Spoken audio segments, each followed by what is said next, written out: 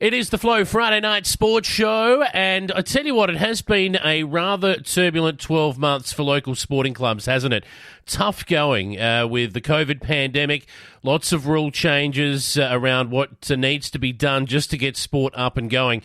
And in South Australia, the South Australian Government, the Office for Recreation and Sport and Racing, has a program called Starclub. Now, our next guest has been getting around the mid-north, the central part of that area. She is the Sport and Recreation Development Officer for Central Mid-North for the Starclub program. And let's bring her in now. Samantha Freeman, welcome to the Flow Friday Night Sports Show. How are you? I'm good, thanks, Jason. How are you? Really well, thank you. You've got a really big job at the moment, and before we go through what it is that you've been up to and what you're currently doing in the Clare and Gilbert Valley Council area, can you tell us a little bit about the Starclub program, what it is and who it's designed to help? Oh, that's great. The Starclub program is an initiative by the Office for Rec and Sport. It's been around for a good decade now, and it's a club development program. So it's there for clubs that need to implement a little bit of governance into their operations. So they, a risk management plan and a strategic plan, and nobody likes those kinds of tasks and jobs. However, the Starclub program is a really quite simple online tool to take club committees through a really organised structure across those documents and areas that they'll need so that they can run their club as best as they can. Samantha, your role as part of facilitating the Starclub program at the moment is exactly what? Well, with sport and rec development, it means that I get across the region and I am assisting club committees with the documentation that I spoke about within the Starclub program. I also work with town management committees so they can oversee their role in keeping sport and their communities active within their towns. I also, at a council level, work with age-friendly strategies and health and well-being.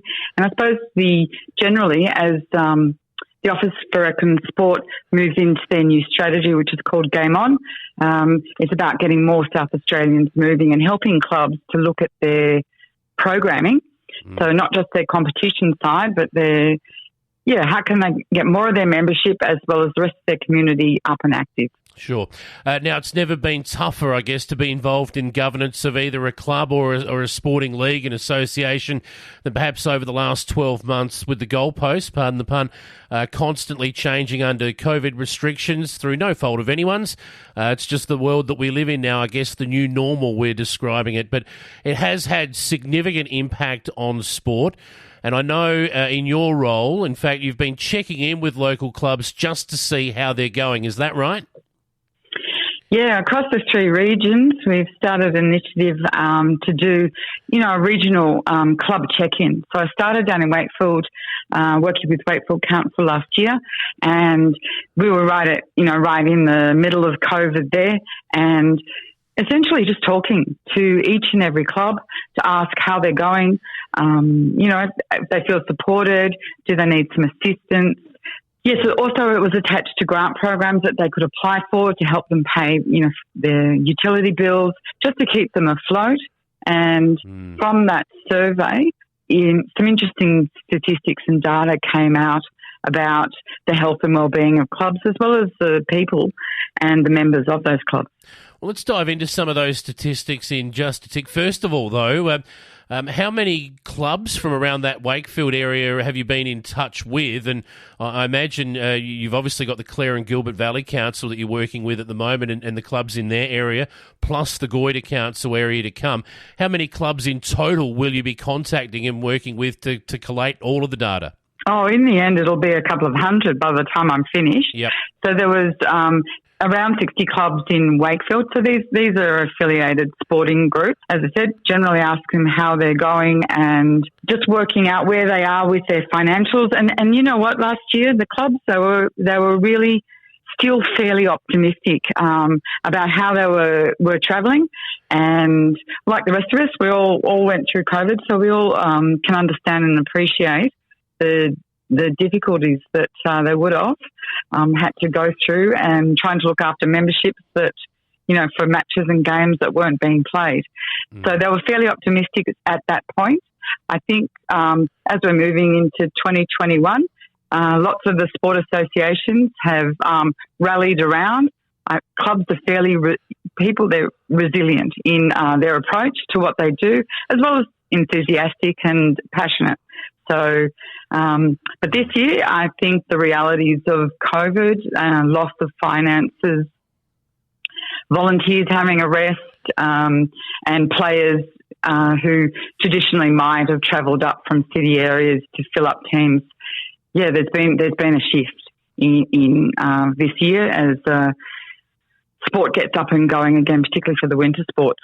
Yeah, well, let's have a look at the data that you've collated out of the Wakefield Council to start with. Obviously, there's more data to come in from the other areas that you'll be working in. But what have you found in talking to those clubs in that area? Was their major concern? Was it the finances or the volunteers, or a combination of both?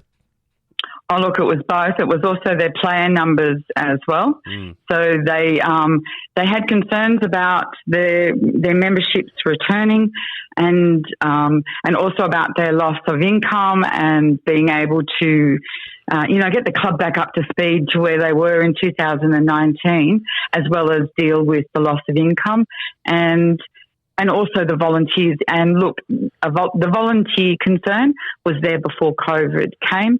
It's becoming increasingly hard to, with the amount of work there is to do, to make sure that you've got healthy, hearty volunteer numbers to keep everything going. So with the COVID break, I suppose there's just that little bit of wait and see, or watch and see, and lots of communications out to bring people back to the sport.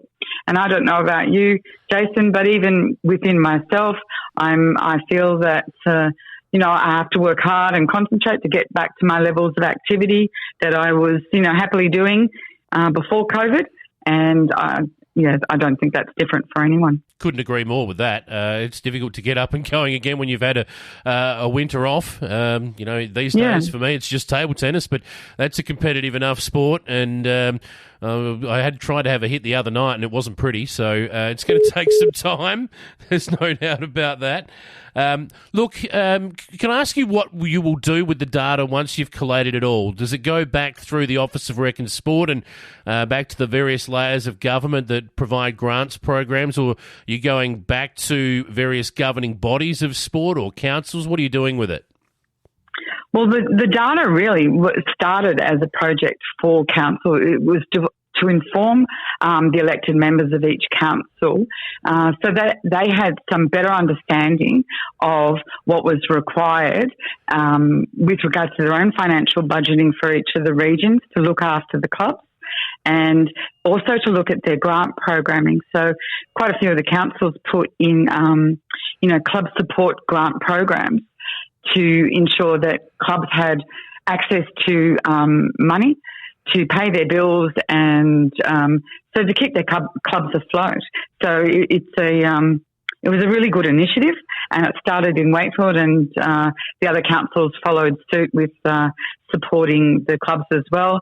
And even though, for instance, Clare didn't have the data at that time, I think moving forward we can all feel that there's ongoing effects from taking a year off sport, and so I would think that councils in the future would need to know and be able to view data to see how clubs are responding and coping with getting their operations up and going, and what help they'll need to do that.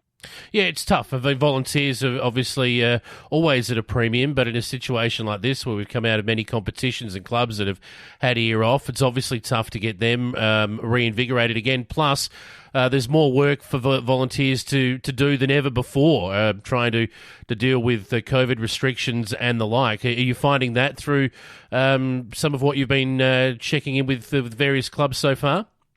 Yeah, definitely. There's certainly more work to do, and sadly, it's with less people. So, like players like myself, I've had a year off. I'm I'm taking time to think about whether I'm going to return, and volunteers are doing the same.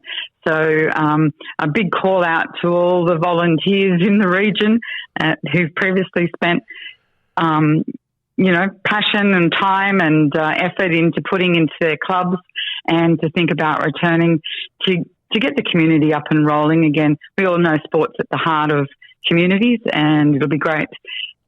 It certainly is. To see, yeah. Yeah, it certainly is. Can I ask you, just to finish off with, Samantha, about your work now through Clare and Gilbert Valley Council area, and then Goyder after that? You'll obviously be in touch with various sporting clubs and organisations over the next how long? It'll take a couple of months. I've got other work to do, but I like to spend a good amount of time having chats with clubs. It's good to really dig in deep and see how they're travelling, and listen to their stories and their concerns, and documenting that. And that's a process which they know about. So I'll just be getting across the region and chatting, and if clubs, I'll be sending out communications so they can contact me if they'd like to do it at an organised time. Otherwise, I'll just be calling around. Happy to meet committees as well. Excellent. So I'm looking forward to it. Samantha, for anyone listening across that central mid-north area that wants to get in touch with you to find out more about Starclub and how you can help them, what should they do? Well, just contact the councils. That's probably, I've got a few emails, but just contact the council and ask to speak to me there. Yep. Or I can, I've got a mobile number. Is that all right to rattle that off? That's fine, as long as you're happy to. Go for it.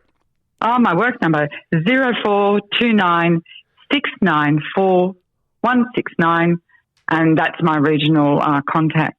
Excellent. Samantha, it's been great having a chat. Important work that you are doing. Good luck for the next couple of months collating all the data, and wishing you well with the Starclub program. And thanks for joining us here on the Flow Friday Night Sports Show. That's great. Thanks, Jason. It's been good to reach out.